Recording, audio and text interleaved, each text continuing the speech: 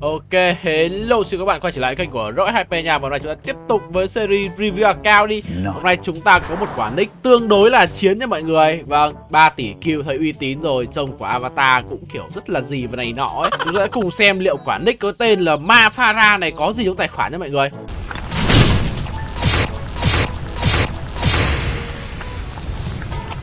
Đó, và như mình đã nói rồi, quả nick của chúng ta hôm nay được lên TV đang sở hữu một cái nhà KVK1 cùng quả avatar con sư tử trông rất là bá cháy con bọ chết luôn.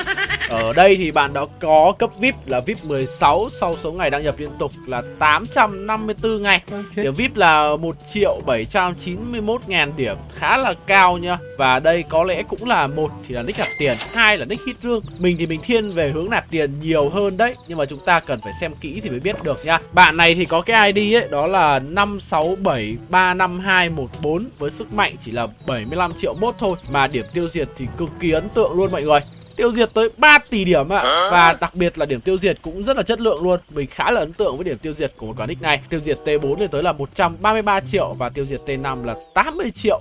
Đây là một cái bằng chứng có thể cho thấy là bạn đánh nhau khá là nhiệt tình nha. Đặc biệt là số lượng kill T5 mình thấy rất là cao. Các bạn mà có theo dõi đánh KVK nhiều, các bạn sẽ biết là không dễ để các bạn có thể kiếm được cái số lượng điểm tiêu diệt nó lớn như thế này. Thì hiện tại bạn đang sử dụng đó là nền văn minh Đức nha. Khi mà Đức ấy, các bạn sẽ luyện được lính nhiều hơn. Và ngoài ra ấy, những ông mà chơi Đức ấy, thì thường lại là hay chơi kỵ, mà chơi kỵ ấy bây giờ đang là vua của mọi nghề mọi người, xã hội trọng vọng lắm. Và thông tin thêm thì đây sức mạnh tối đa bạn từng đạt được đó là 88 triệu 7 nha, nhưng mà chết thì chết tới 19 triệu 800 ngàn lính rồi.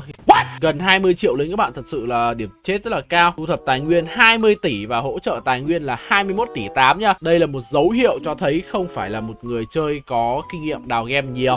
Tuy nhiên dù là nick khủng như thế nào thì cái huy chương Olympia cũng chỉ là bàn thạch kiên cố 2 mà thôi. Nên là nếu mà nãy giờ các bạn chưa tìm thấy cái gì của cái nick các bạn ấy nó hơn quả nick này, thì có lẽ cái rank Olympia chính là cái các bạn có thể hơn được đấy. Nick khủng như thế này mà đánh rank đá.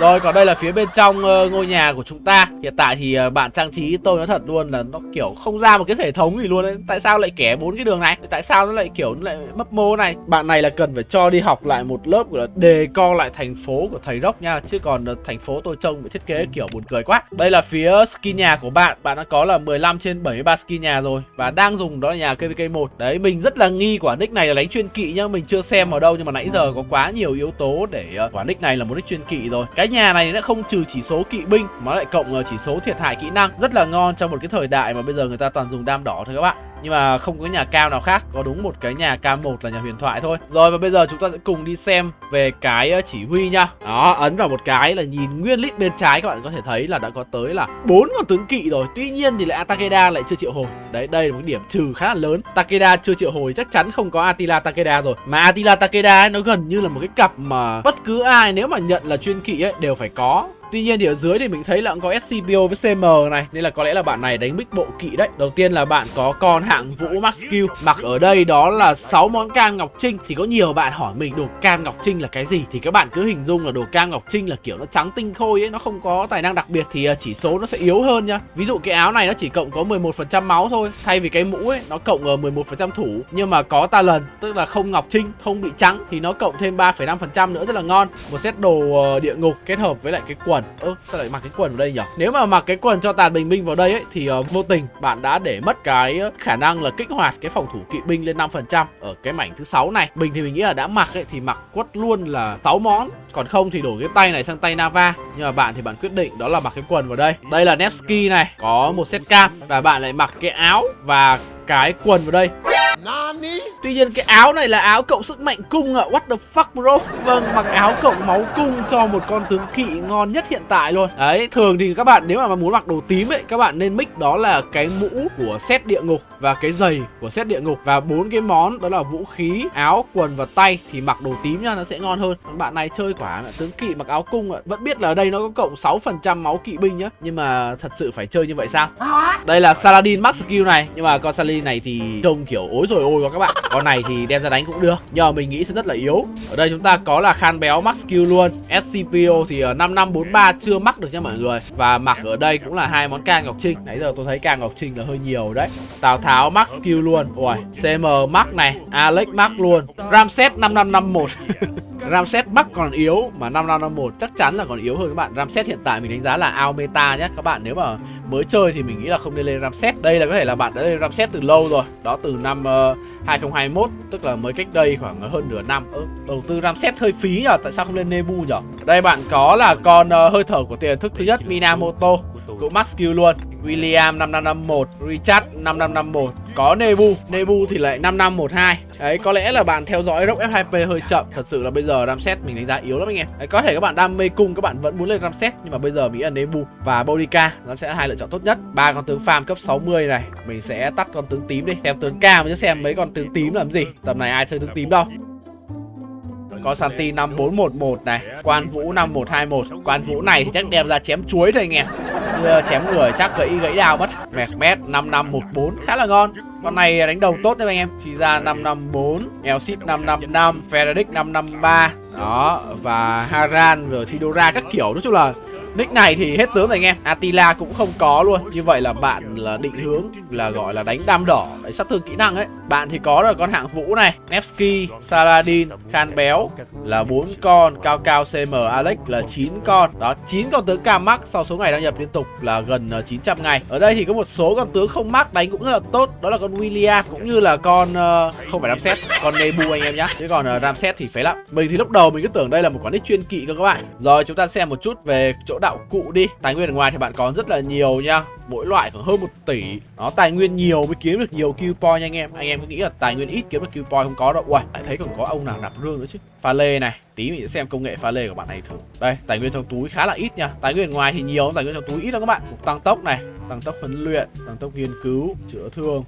Tăng tốc chung chất lượng nha. Đúng, tăng tốc chung này là bạn cũng dùng để chữa lính đấy. Mình nghĩ là phải chữa lính rất là nhiều mới kiếm được 3 tỷ kill. Mục tăng mạnh này, mở rộng đội quân còn 5 cái 50%, búp 10% một cái. Mục thiết bị còn khá là nhiều vật liệu nhá. Rồi mình xem về đồ cam là bản vẽ cũng tương đối, nhưng mà đồ cam thì tương đối là ít. Hiện tại bạn có là 12 món cam thôi, nhưng mà cũng bổ được 2 món talent tương đối ngon. Và đặc biệt là nổ cả cái sừng ạ. Ui, nổ cái sừng này sướng thế nhở. Có người đúc 3 sừng rồi chưa thấy nổ đấy, khổ vãi nồi. Rồi, như vậy là có 12 món cam, nổ cái phụ kiện cũng hên đấy. Dưới này chúng ta có gì nào? Vật liệu đâu?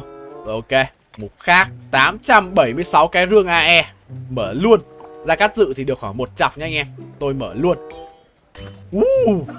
Vượt chỉ tiêu các bạn. Mình dự đoán là được 1 chọc tím, nhưng mà thực ra được tới 31 cái chọc tím anh em. Thiêng thật sự ạ. Chìa khóa vàng này, thôi chìa khóa vàng mình không mở đâu, để cho bạn có dự định làm gì thì làm. Đây là đồ đạc mục khác này, chọc vàng có 12 chọc. Ô, cắp cha. Rồi, sao này, tượng tướng khác các thể loại. Rồi, Elsit 168 tượng. Do là hồi nãy ông này chưa có mở skill 4 ấy, chứ còn 168 tượng ấy thì nâng được 1-2 điểm nữa chứ mấy. Rồi ok, soi hết rồi anh em. Bây giờ mình sẽ soi về cái công nghệ pha lê nha. Trung tâm nghiên cứu pha lê thì mới 20 này, mỏ pha lê thì 25. Vào KVK lâu chưa ta? Quay vào KVK 11 ngày rồi mà trung tâm nghiên cứu vẫn chỉ để 20 thôi à? Mình nghĩ là phải đẩy 25 chứ. Nhiệm vụ pha lê, có mua gói nhiệm vụ pha lê này. Tiếp tục mình sẽ soi về cái gói pha lê tháng, chắc là ông này cũng mua đấy. Tại nick này là cũng là một nick nạp tiền đấy anh em. Có Mina mà, tặng phẩm viễn cổ này, đã nạp vào đây 1050 game là 100.000. Như vậy là có nạp cái gói pha lê mùa rồi. Đó, nạp pha lê mùa. Ở đây thì mình khuyên nhẹ anh em nhé, đó là hiện tại là tech pha lê trong game cho rất nhiều, nhưng mà lại không nạp game tháng. What the fuck? Không nạp game tháng các bạn, hơi phí nhở. Ở đây mình khuyên các bạn đó là hiện tại ấy, tech pha lê cho khá là nhiều. Nếu các bạn nạp 2 gói cơ bản, các bạn hãy đẩy cái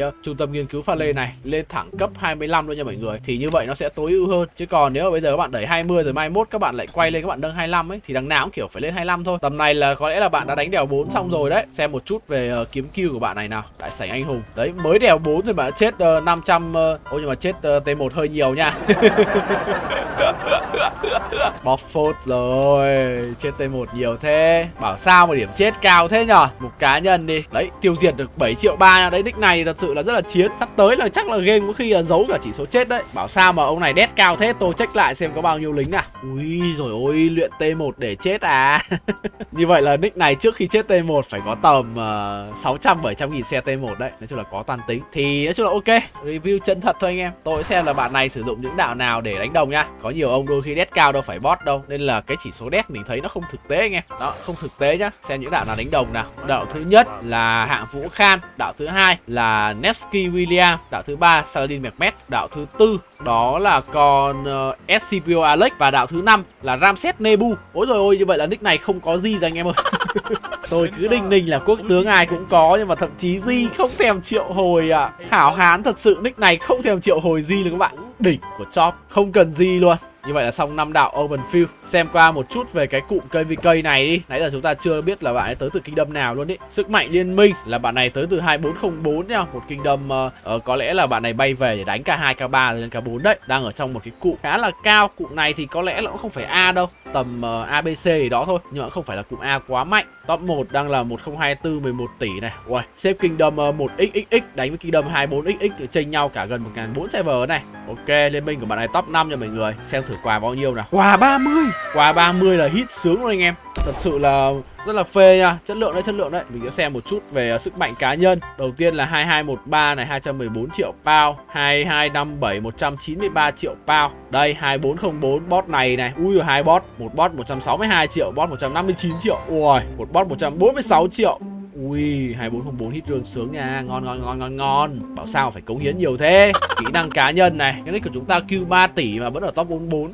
Này nhiều Q cao thế. Top 1 đang là 9 tỷ 8, top 2 9 tỷ 4. Đó, top 3 ở 7 tỷ 4. Đùa chứ 1515 nó Q point cao thế nhở. Mấy bot 1515 toàn Q point cao. Đây là ông cao nhất của 2404 này, 5 tỷ 3. Rồi ok, như vậy là video review một quả nick Q rất là cao các bạn. Q 3 tỷ bạn MAF Farah. Vâng, mình không biết là có nghĩa là gì luôn. Đây là quả nick rất là chiến nha. Tuy nhiên thì cái chỉ số death cũng tương đối cao, nhưng mà sau video này tôi đã vạch trần chỉ số death của bạn rồi. Mong bạn thông cảm nhá. Nhưng mà Q này rất là ok. Đối với những bạn như thế này thì thật sự là đánh ấy không phải dễ để kiếm được số lượng Q thế này đâu. Các bạn phải dùng rất là nhiều tăng tốc cũng như một số lượng tài nguyên cực kỳ lớn mới có được cái số lượng Q point cao thế này nhá. Và nếu các bạn muốn theo dõi nhiều hơn những video về tựa game Rise Kingdom cũng như đâu là điều khiến các bạn ấn tượng về quả nick này thì đừng quên bình luận ở phía bên dưới nhá. Hẹn gặp tất cả các bạn ở những video sau. Bye bye.